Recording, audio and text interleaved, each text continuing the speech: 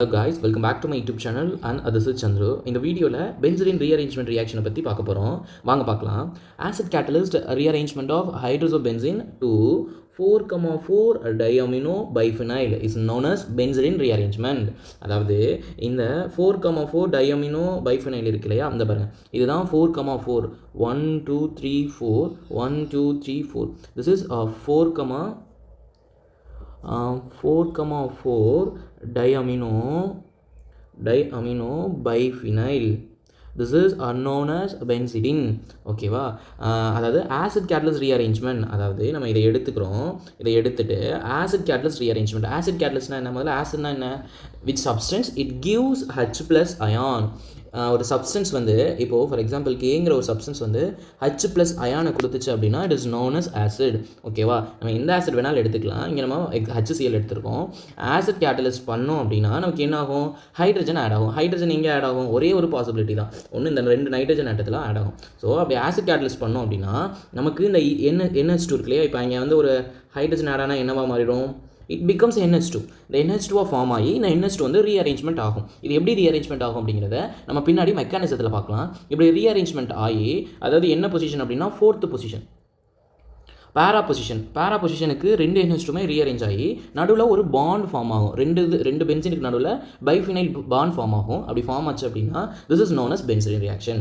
நமக்கு எப்போவுமே ஒரு ரியாக்ஷனில் மேஜர் ப்ராடக்ட் மட்டும்தான் கிடைக்குமான்னு கேட்டால் கிடையாது. மேஜர் ப்ராடக்ட் இல்லாமல் ஒரு சில பை ப்ராடக்ட்ஸும் கிடைக்கும்.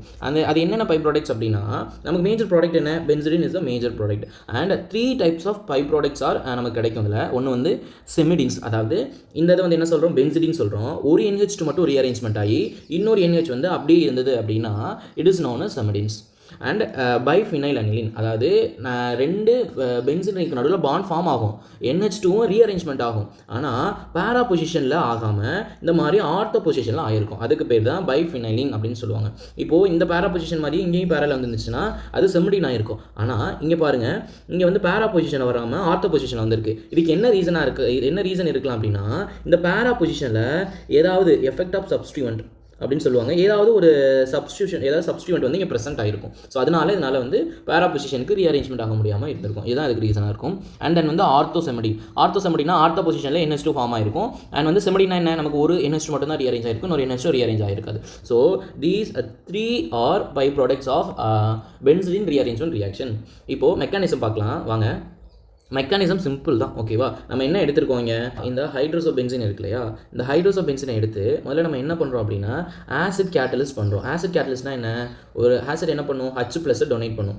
ஸோ நம்ம ஆசிட் கேட்டலிஸ்ட் பண்ணுறப்போ H+ எங்கே ஆட் ஆகும்? நைட்ரஜனில் மட்டும் தான். ஏன் நைட்ரஜன் மட்டும் ஆட் ஆகும்? Because it have an lone pair electron and another reason is it have a vacant orbital. மற்ற இதுலேயுமே வேக்கண்ட் ஆர்பிட்டல் இருக்காது அண்ட் எல்லாமே ஸ்டேபிளாகவும் இருக்கும். ஓகேவா? இப்போ நைட்ரஜன் என்ன ஆட் ஆகுது? ஒரு H+ ஆட் ஆகுது, அதாவது ஹைட்ரஜன் ஆட் ஆகுது. ஸோ நைட்ரஜனோட வேலன்சி என்ன? நைட்ரஜனோட வேலன்சி எப்போவுமே 3 தான் இருக்கும். பட் இங்கே எத்தனை இருக்குது? 1 2 3 4 இருக்குது. ஸோ இட்ஸ் பிகம்ஸ் அமோனியம், அதாவது அயானா கன்வெர்ட் ஆயிரும், ப்ளஸ் அயானா கன்வெர்ட் ஆயிரும். It is not stable, it is unstable. So என்ன ஆகும் அப்படின்னா இங்கே ரீஅரேஞ்ச்மெண்ட், அதாவது பாண்ட் ரீஅரேஞ்ச்மெண்ட் ஆகும், அதாவது ரெசனன்ஸ் நடக்கும். ஓகேவா? இப்போ இங்கே இருக்கிறதுல எந்த பாண்ட் ரொம்ப வீக் அப்படின்னா இந்த பாண்ட் தான் வீக், பிகாஸ் 2 அயானுக்கு நடுவில் இருக்குது. ஸோ இப்போ என்ன பண்ணும் அப்படின்னா இது ஸ்டேபிள் ஆக பார்க்கும். இதை தான் இப்படி மாற்றி எழுதியிருக்கேன்.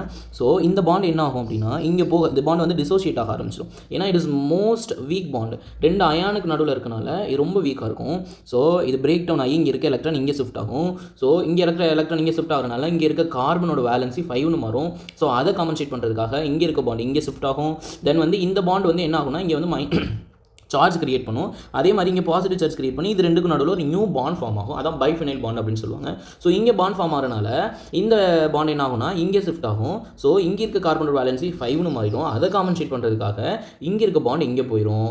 தென் இது எல்லாமே பிரேக் டவுன் ஆகி நமக்கு இந்த மாதிரி ஒரு ஸ்ட்ரக்சர் கிடைக்கும். இங்கே பார்த்துக்கோங்க, இங்கே ஒரு பாண்ட் இங்கே ஒரு பாண்ட் இருக்கா, இங்கே ஒரு பாண்ட் இருக்கா. அது இல்லாமல் நமக்கு இந்த கார்பனுக்கு என்ன இருக்கும்? ஒரு ஹைட்ரஜன் இருக்கும். ஓகேவா? எல்லா கார்பன்லையுமே ஹைட்ரஜன் இருக்கும். இந்த கார்பனில் இருக்க ஹைட்ரஜன் இங்கே இருக்கும். ஓகே, தென் வந்து நமக்கு இப்படி ஃபார்ம் ஆயிரும். இன்னமும் நமக்கு வந்து நைட்ரஜனோட வேலன்சி வந்து 4 தான் இருக்குது, அதனால ப்ளஸ் சார்ஜ் மேலே போட்டிருக்கோம். ஸோ இதை காம்பன்சேட் பண்ணுறதுக்காக என்ன ஆகும்? மறுபடியும் ரெசனன்ஸ் நடக்கும். இந்த அங்கே இருக்க H வந்து H+ வெளியே போயிடும்.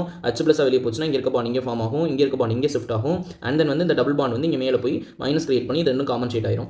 அதே மாதிரி தான் இங்கே நடக்கும். இங்கே இருக்க ஹைட்ரஜன் வெளியில் போயிட்டு இந்த பாண்ட் இங்கே ஃபார்ம் ஆகும், இந்த பாண்ட் இங்கே ட்ரான்ஸ்ஃபர் ஆகும். அண்ட் தென் வந்து இந்த பாண்ட் மேலே போயிட்டு lone pair of electron create ஆயிரும் நைட்ரஜனுக்கு மேலே. தென் இதுக்கப்புறம் நமக்கு கிடைக்கிறது தான் ஸ்டேபிள் ஸ்ட்ரக்சர். ஓகேவா? இப்போது எஃபெக்ட் ஆஃப் சப்ஸ்டியூவன்ட் பற்றி பார்க்கலாம். ஃபார் எக்ஸாம்பிள் நம்ம செமிடீன் ஃபார்ம் ஆகுதுன்னு சொன்னேன் இல்லையா? இப்போது ஒரு மீத்தாக்சி குரூப் வந்து அட்டாச் ஆகிருக்கு. ஸோ மீத்தாக்சி குரூப் அட்டாச் ஆகிருக்கப்போ நமக்கு என்ன ஃபார்ம் ஆகும் அப்படிங்கிறத பார்க்கலாம். அவங்க ஒரு NH ப்ளஸ் NH, இங்கே வந்து ஒரு பென்சின் ரிங். ஓகே, இப்போது இந்த பொசிஷனில் தான், இது பேரா பொசிஷனில் இப்போ நமக்கு என்ன ஃபார்ம் ஆகிருக்கு அப்படின்னா ஒரு மீத்தாக்சி குரூப் வந்து அட்டாச் ஆகிருக்கு.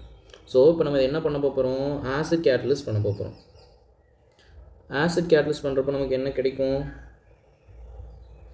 ஆசிட் கேட்டலிஸ்ட் பண்ணால் நமக்கு என்ன ஆட் ஆகும்? H+ ஆட் ஆகும்.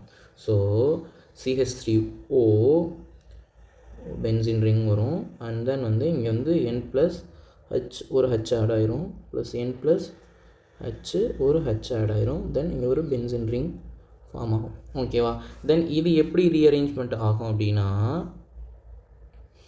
இப்போ இங்கே இருக்கிறது என்ன ஆகும்? இந்த பார்ட் எல்லாமே இப்போ நமக்கு ரீஅரேஞ்ச்மெண்ட் ஆகும். ஓகேவா? இன் த சென்ஸ் இங்கே ஒரு பாண்ட் ஃபார்ம் ஆகும். ஓகேவா? எப்படி ஆகும் அப்படின்னா, இங்கே CH3O பென்சின் ரிங் நடுவில் நமக்கு என்ன ஆயிரும்? பாண்ட் ஃபார்ம் ஆயிரும். ஓகேவா?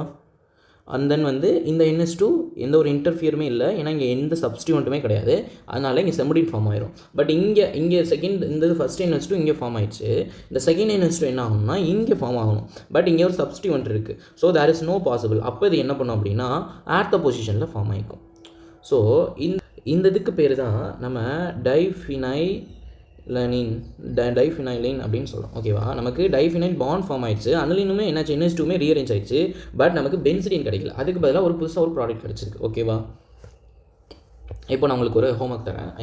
உங்களுக்கு ஒரு எக்ஸாம்பிள் தரேன். நீங்கள் இதை சால்வ் பண்ணி கமெண்ட் பாக்ஸில் போடணும்.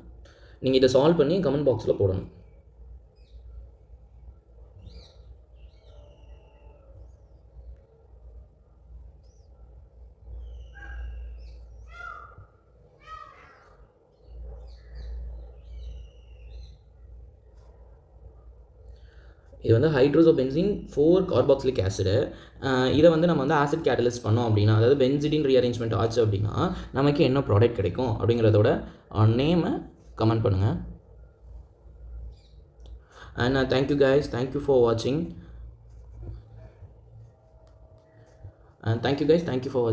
லைக் பண்ணுங்கள், பிடிச்சா சப்ஸ்கிரைப் பண்ணுங்கள், உங்கள் ஃப்ரெண்ட்ஸுக்கு ஷேர் பண்ணுங்கள் அண்ட் கமெண்ட் பண்ணுங்கள். தேங்க்யூ.